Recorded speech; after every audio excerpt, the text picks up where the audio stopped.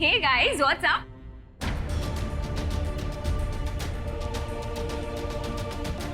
Hello. पता है आज मैं इतनी ज्यादा खुश हूं ना, आज मेरे साथ इतनी सारी अच्छी अच्छी चीजें हुई है। Ask me what? क्या हुआ है?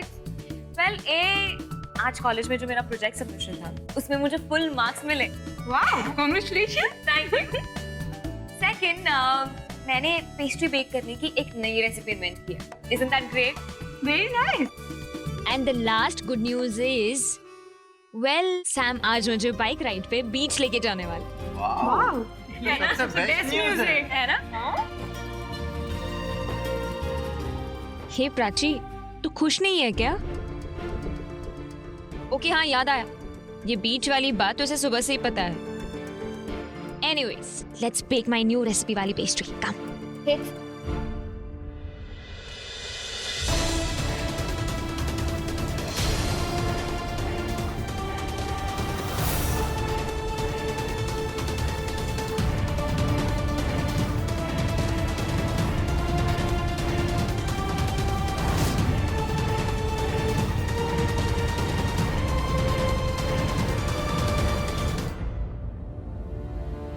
सॉरी हेतल, मैं तुझे बॉदर नहीं करना चाहती थी। मुझे तुझसे बहुत जरूरी बात करनी है। मैंने आपसे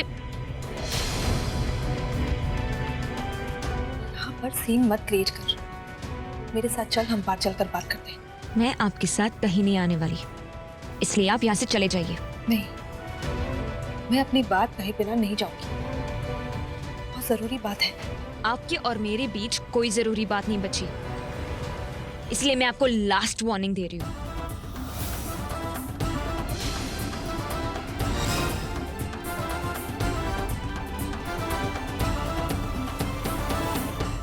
नहीं हेतल, आज नहीं। हर बार तूने सिर्फ मुझे बातें सुनाई और मैंने चुपचाप तेरी सब बात सुनी है। लेकिन आज मैं यहाँ पर सुनने नहीं आई, तुझसे अपनी बात कहने आई हूँ। और जब तक मैं अपनी बात नहीं कहूंगी, मैं यहाँ से नहीं जाऊंगी। अब फैसला तेरे हाथ में है कि तू अपने इस कैफेटेरिया में सबके सामने बात करके सीन क्रिएट करना चाहती है या मेरे साथ बाहर चलकर अकेले में बात करना चाहती है। It's up to you.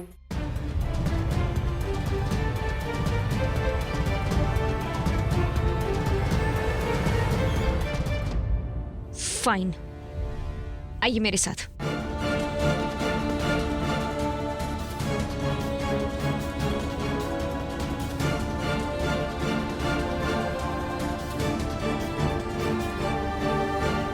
कहिए, क्या जरूरी बात? तू पहले यहाँ आराम से बैठ, फिर बात कर। सीधे पॉइंट पर आई।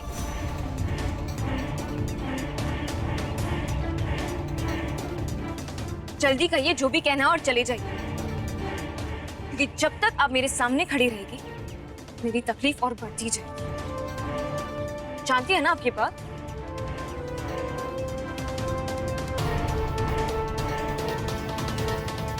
बोलिए, दीजिए जवाब। आप अच्छी तरह से ये बात जानती है ना, फिर भी मेरी तकलीफ को और बढ़ाने के लिए आप मेरे सामने चली आती है। आखिर क्यों?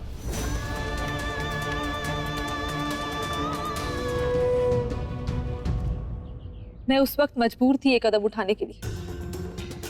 पापा मेरी शादी जबरदस्ती करवा रहे थे। मैं वो शादी करना ही नहीं चाहती थी।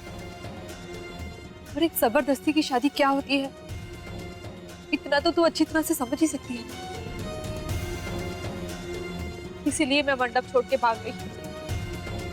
लेकिन थोड़ी देर बाद पापा के बारे में सोचकर वापस भी तो आई थी ना। लेकिन मेरी बदकिस्मती देख पापा जान चुके थे।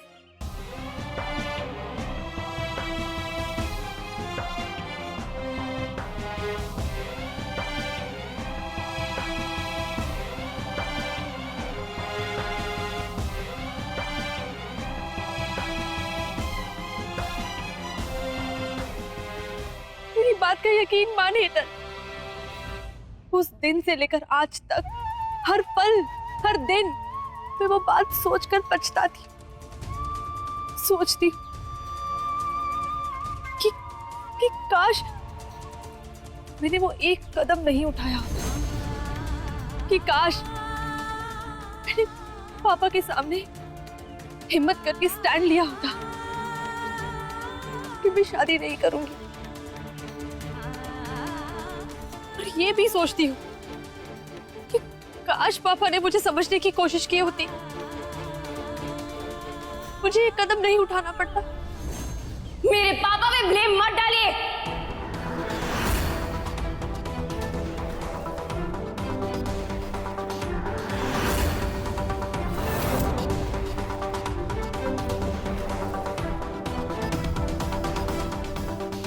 पापा को वो डिसीजन लेने के लिए आपकी हरकतों ने मजबूर किया था।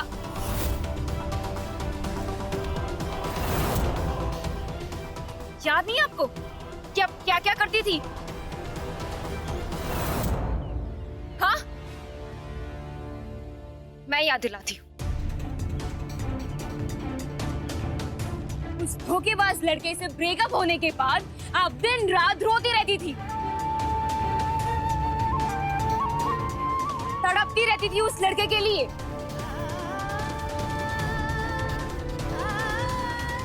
रातों को उठ उठ कर आप चिल्लाती थी। उन्हें लगा कि अगर आपकी शादी हो जाएगी तो आप ठीक हो जाएंगी, इसलिए पापा ने आपकी शादी फिक्स की थी।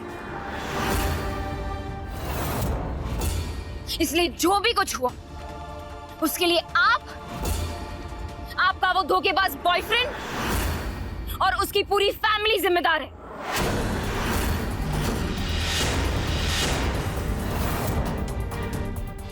इसलिए खबरदार, मेरे पापा पे कभी ब्लेम मत डालना।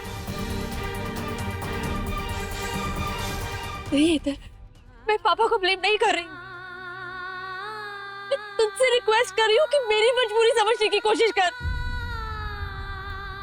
मैं जो कुछ भी किया जानबूझकर नहीं किया।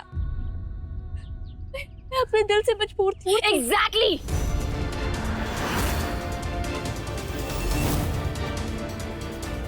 आप अपने दिल से मजबूर थी, उस दिल से जिसमें उस लड़के के लिए प्यार था। और मेरा क्या? आपके दिल में मेरे लिए कोई प्यार नहीं था। हाँ, लेकिन आप अमेरिका चली गई। मेरे बारे में एक बार भी नहीं सोचा। अमेरिका जाने के बाद मेरे फोन कॉल्स को आंसर करना बंद कर दिया आपने। मेरे ईमेल्स का रिप्लाई नहीं देती थी आप। मुझसे हर रिश्ता तोड़ दिया।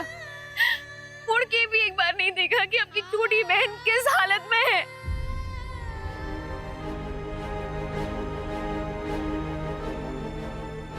क्योंकि मैं अमेरिका के मेंटल रिहैब सेंटर में 3 सालों के लिए बंद थी।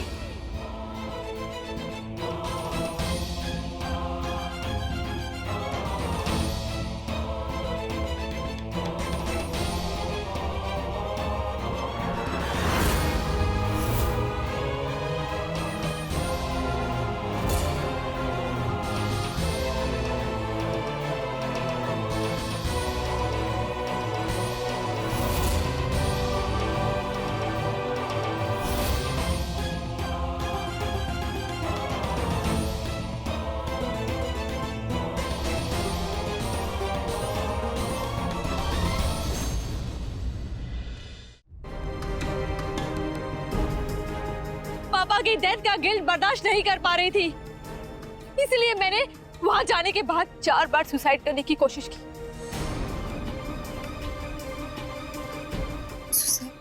हाँ, और इसी वजह से मुझे एक रिहैब सेंटर में 3 सालों के लिए बंद कर दिया गया था। और अगर मैं उस रिहैब सेंटर के 3 साल का टर्म पूरा होने तक नॉर्मल नहीं होती तो वो लोग मुझे हमेशा के लिए मेंटल असाइलम में डाल दें। आप उस इंसान से अभी भी प्यार करती है जिसकी वजह से हमारा सब कुछ बर्बाद हो गया। आपकी इसी बात से साबित होता है कि आपके दिल में कभी भी मेरे और पापा के लिए प्यार था ही नहीं। आपका हार्ट ब्रेक, आपका एक्स बॉयफ्रेंड, आपकी तड़प, इन सब चीजों के अलावा आपकी लाइफ में और कुछ इम्पोर्टेंट था ही नहीं। ऐसा ही था और ऐसा ही है। आप मतलबी थी और आप आज भी मतलबी हैं।